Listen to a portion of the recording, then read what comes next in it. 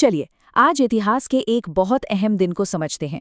साल था 1919 और जगह थी पंजाब का अमृतसर शहर। एक ऐसा शहर जहां हर दिन की तरह जिंदगी अपनी ही रफ्तार से चल रही थी, बिल्कुल सामान्य।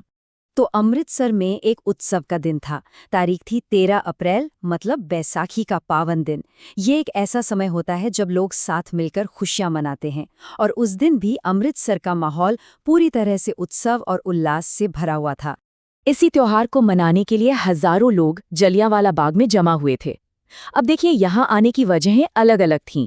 बहुत से लोग तो अपने परिवार के साथ बस त्योहार मनाने आए थे, लेकिन वहीं कुछ लोग ब्रिटिश सरकार के एक दमनकारी कानून रॉलेट एक्ट के खिलाफ शांतिपूर्ण तरीके से अपना विरोध दर्ज कराने भी पहुंचे थे।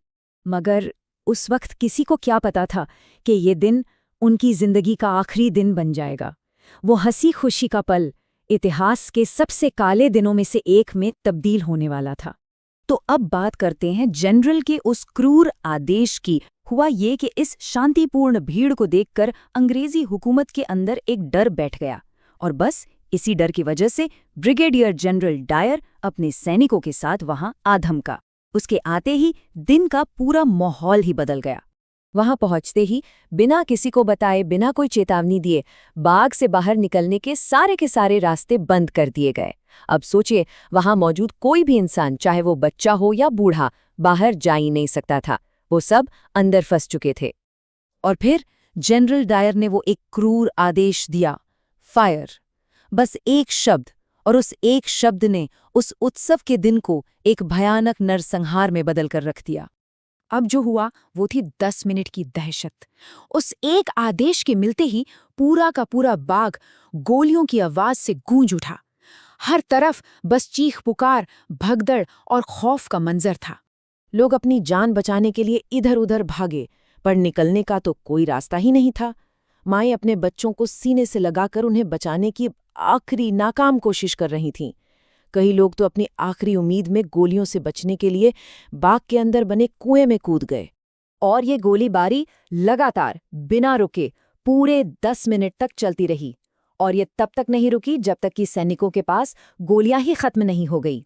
सोचिए, जहां कुछ पल पहले चीखों और गोलियों की आवाज गूंज रही थी, वहां अब सिर्फ मौत का सन्नाटा पसर गया था।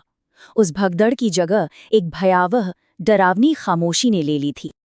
अब देखते हैं कि ये वो घाव था जिसने एक पूरे राष्ट्र को जगा दिया। ये नरसंहार सिर्फ एक घटना नहीं थी, नहीं, ये एक ऐसा गहरा जख्म था जिसने पूरे भारत को अंदर तक झकझोर कर रख दिया, और यहाँ से इतिहास की धारा ही बदल गई। इस बर्बरता में सरकारी आंकड़ों के हिसाब से सैकड़ों लोग मारे गए और हजारों घायल हुए। हालांकि असल संख्या शायद इससे कहीं ज्यादा थी। इन सभी ने बिना किसी गलती के अपनी जान गंवा दी। इन बेगुनाहों के खून की कीमत आज़ादी की आग बनकर भड़की।